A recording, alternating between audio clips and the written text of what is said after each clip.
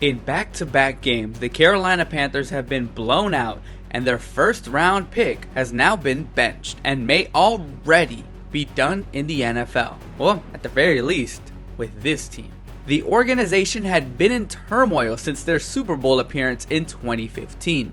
In a losing effort to the Manning-led Broncos, it seemed like Carolina was going to be trending up moving forward. However, that couldn't be further from the truth. Since then, the team has been bruised, battered, and never appeared to be a contender again. From 2016 to 2023, the following 8 seasons, the Panthers have had a combined record of 48-83. It didn't really go downhill until 2018, when the team was bought by David Tepper. Under his reign, which again only started in 2018, the Panthers have gone 31-68, and now with Andy Dalton starting, they're on their 10th quarterback that has started since 2018. They've gone through 4 different head coaches, not to mention 3 other interim coaches, and have failed to post a winning season, never topping more than 7 wins. Given the draft capital they gave to get Bryce Young, they are stuck in this position for the foreseeable future, and I do not envy the coach that is tasked in getting them out of the hell that they have dug themselves into.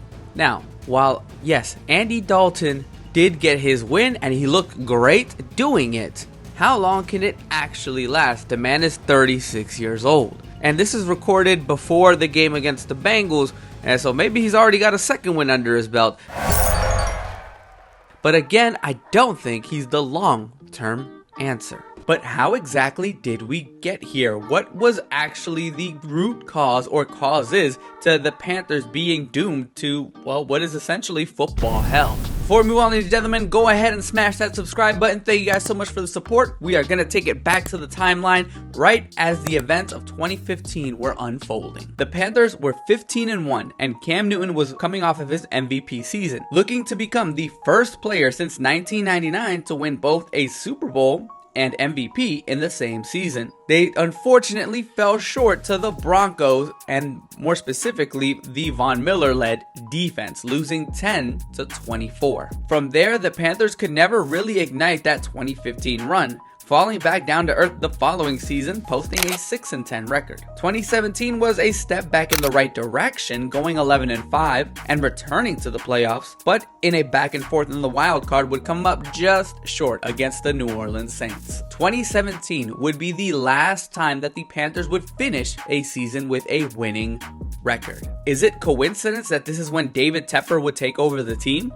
Tepper would buy the Panthers for roughly $2.3 billion from Jerry Richardson, who was amidst a scandal and was more or less forced to sell the team. Since 2018, it has established that this guy doesn't really have much patience. 2018 was a lost 7-9 campaign, and by 2019, Newton had begun really dealing with injuries and was subsequently out after just 2 games. Ron Rivera would be fired midway through this season.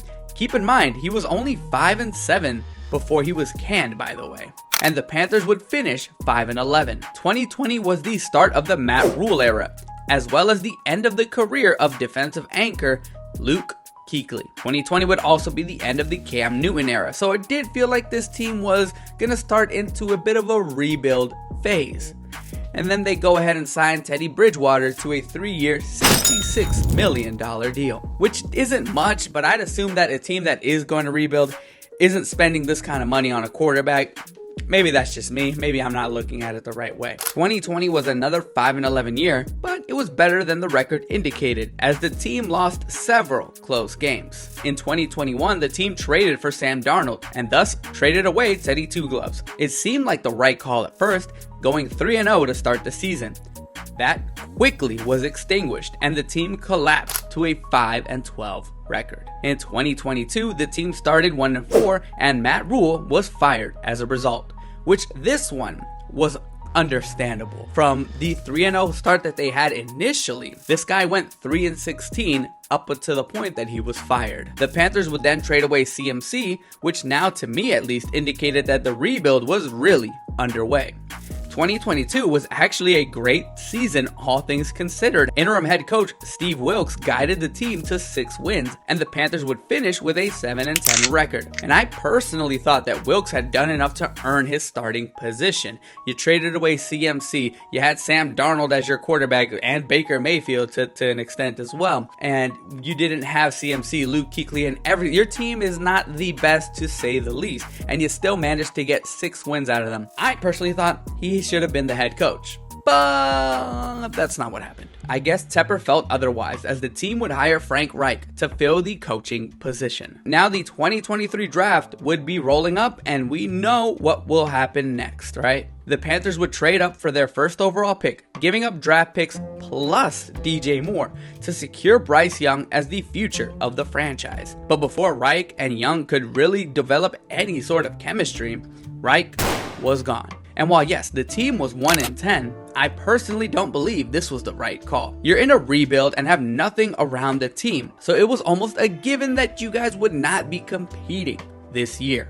Reich became the 3rd coach that Tepper had fired midway through the season, and the team would finish with the worst record in the league at 2-15. Sadly, due to the trade to draft Young, the Panthers could not rebuild through the draft, and the picks that they gave up to get him have now become a number 1 overall pick among other draft capital. In 2024, new head coach David Canales and GM Dan Morgan have a huge task ahead of them. As of my recording, Young has already been benched, and given the success of the 36-year-old Red Rifle, it seems that barring injury, it will remain that way for the foreseeable future. And while yes, they looked good against the Raiders and potentially the Bengals, again, I'm recording this before this game, I'm not going to ignore the past 2 years, or honestly 3 years, or honestly 6 years of what the Panthers have been. A team that lacks in the passing attack, a team that can't really run, and a team that just a few weeks ago gave up 47 points. These are all things that are still there. One game recently is not going to change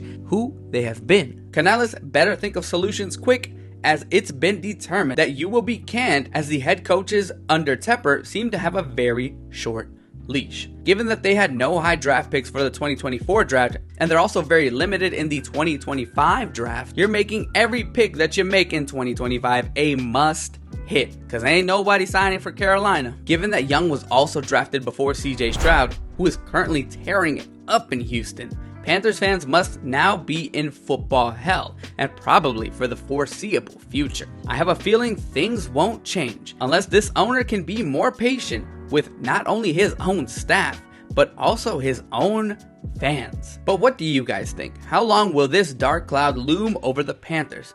And what is the best case scenario for Bryce Young moving forward? If you've made it this far, ladies and gentlemen, thank you guys so much for tuning in. We're on the road to 3,000 subs. Thank you guys so much for your support. But until next time, y'all. Shaboy!